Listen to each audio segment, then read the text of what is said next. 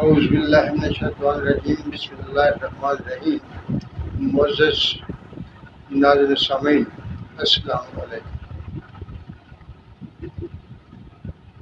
یہ دور انتہائی خطرناک دور جا رہا ہے، خاص طور پر دین کے معاملے میں۔ سوشل میڈیا آنے کی وجہ سے ہر کسی کو آزادی ہو گئی ہے، وہ جو چاہے ویڈیو بنائے، نوٹ کرے، جو چاہے بات کرے، کوئی اصول نہیں، کوئی ضابطہ نہیں، اور ہر کوئی اپنی بات کے لیے اپنی طرف سے دلیلیں بیان کرتا رہتا ہے۔ یہ نہیں دیکھ جاتا یہ دلیل بنتی بھی ہے یا نہیں بنتی، یہ اسے کیسے کریں گے۔ معزز ناظرین سامعین، آج جس قدر ضرورت ہے دین کو جاننے کی، ان کو سمجھنے کی، میرے خیال میں شاید پہلے زمانے میں ایسی ضرورت نہیں رہی تھی۔ دین کو سمجھنے کی ضرورت ہر دور میں ہوتی ہے، لیکن جس طرح سے ایک طوفان آیا ہوا ہے ہر طرح کی باتوں کا، سمجھ نہیں آتی کون سی بات درست ہے اور کون سی بات غلط ہے، کس کو صحیح مانے کس کو چھوڑ دیں۔ کیوں؟ جب اصول ہی باقی نہیں رہا کہ کون بات کو صحیح ثابت کرنے کے لیے کیسی دلیل ہوتی ہے، کس طرح اس کو سمجھا جاتا ہے، جیسا کسی کی مرضی ہوتی ہے ویسا ہی وہ بیان کرنا شروع کر دیتا ہے۔ آج میں آپ کے سامنے سورۃ احقاف کی ایک آیت مبارکہ بیان کرنے لگا ہوں، جو کہ بہت عجیب آیت مبارکہ ہے، اور اس پر بہت لوگ بہت سی باتیں کرتے ہیں، لیکن میں کوشش کروں گا کہ میں ایسی چیز اس کے بارے میں کہوں جس کو آپ کا ذہن بھی تسلیم کرتا ہو، جو قرآنی اصولوں کے مطابق بھی ہو۔ اعوذ باللہ من الشیطان الرجیم بسم اللہ الرحمن الرحیم۔ یہ سورۃ احقاف کی آیت نمبر 9 ہے۔ اعوذ باللہ من الشیطان الرجیم بسم اللہ الرحمن الرحیم۔ قل ما كنت بدعا من الرسل وما ادری ما یفعل بی ولا بکم ان اتبع الا ما یوحی الی وما انا الا نذیر مبین۔ اب ترجمہ دیکھتے ہیں۔ قل، آپ فرما دیجئے، ما کنت بدعا من الرسل، میں کوئی نیا رسول نہیں ہوں۔ ما کنت بدعا من الرسل، میں کوئی نیا رسول نہیں ہوں۔ وما ادری ما یفعل بی، اور میں نہیں جانتا کہ میرے ساتھ کیا کیا جائے گا، ولا بکم، اور تمہارے ساتھ کیا کیا جائے گا وہ بھی نہیں جانتا۔ ان اتبع الا ما یوحی الی، میں تو اس چیز کی پیروی کرتا ہوں جو مجھ پر وحی کی جاتی ہے۔ وما انا الا نذیر مبین، اور میں تو صرف ڈر سنانے والا ہوں۔ دیکھیے، جب ہم اس آیت مبارکہ کو پڑھتے ہیں، وما ادری ما یفعل بی، میں نہیں جانتا میرے ساتھ کیا کیا جائے گا۔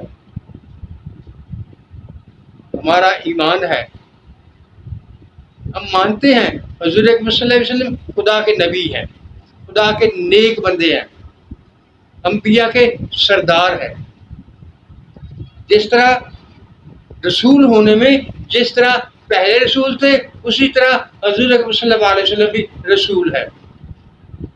جیسا کہ سورۃ بقرہ میں آمن رسول بما انزل من ربہ والمؤمنون کل آمن باللہ وملائکتہ وکتبہ ورسلہ، نبی ہونے میں، رسول ہونے میں جس طرح پہلے انبیاء تھے، رسول تھے، اسی طرح حضور اکرم صلی اللہ علیہ وسلم بھی رسول ہے، اور ہم ان کے امتی ہیں۔ اب رہا یہ سوال، وما ادری ما یفعل بی، میں نہیں جانتا کہ میرے ساتھ کیا کیا جائے گا۔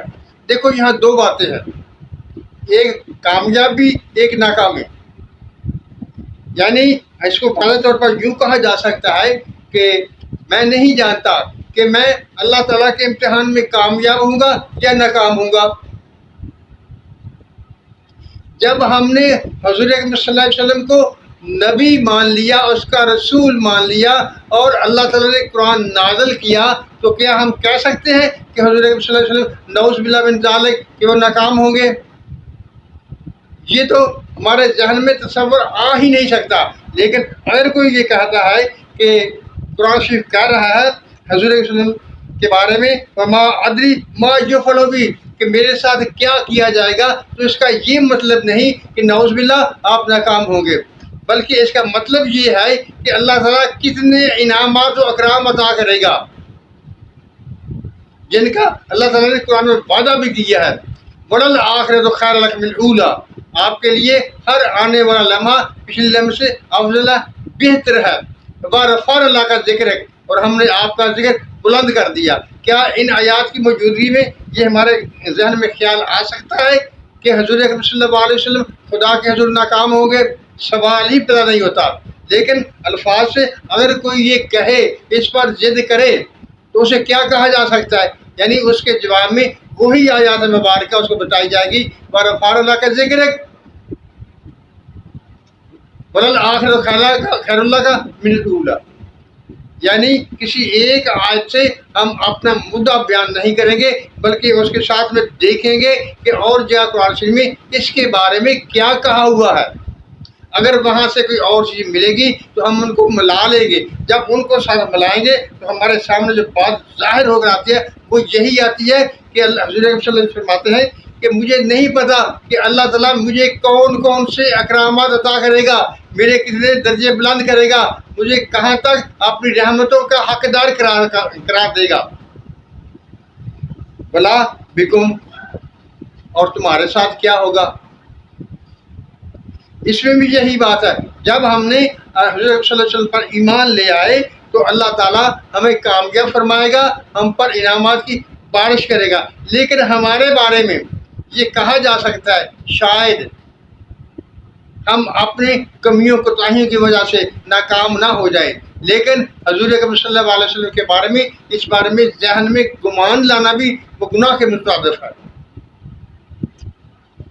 اگلی بات جو ہے وہ اس بات کی تصدیق کر رہی ہے، کیا ان اتبع الا ما یوحی علیہ، میں تو اس وحی کی پیروی کرتا ہوں، یعنی اس سے ادھر ادھر نہیں جاتا، وحی کے مطابق اپنی زندگی گزارتا ہوں. تو یہ بھی کامیابی کی دلیل ہے کہ میں وحی کے مطابق کام کرتا ہوں. اور وما انا الا نذیر مبین، اور میں تو صرف آپ کو ڈر کی باتیں سناتا ہوں، اور آپ میں سے جو اس سے ڈرے گا، جن پر عمل کرے گا، انشاءاللہ تعالیٰ وہی کامیاب ہوگا. معزز ناظرین سامعین، یہ آیت مبارکہ میں نے اس لیے آپ کے سامنے رکھی ہے. کچھ لوگ کہتے ہیں کہ حضور صلی اللہ علیہ وسلم کو بھی اس بات کا علم نہیں ہے کہ ان کے ساتھ کیا معاملہ ہوگا. وہ اللہ کے رسول ہیں، آخری رسول ہیں، انبیاء کے سردار ہیں. ہمارے ذہن میں کوئی شک آ سکتا ہے؟ صرف یہی بات ہے، ہم کہہ سکتے ہیں کہ اللہ تعالیٰ ان کو کتنے انعامات و اکرامات سے نوازے گا، یہ اللہ جانے اور اللہ کا حبیب جانے، یہ ان کا آپس کا معاملہ ہے.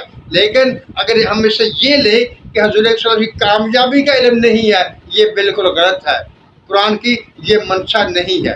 قرآن کا صرف یہ منشا ہے کہ اللہ تعالیٰ کتنے انعام و اکرامات دے گا، ان کا کوئی حساب نہیں ہے، اس کا ہم تصور بھی نہیں کر سکتے.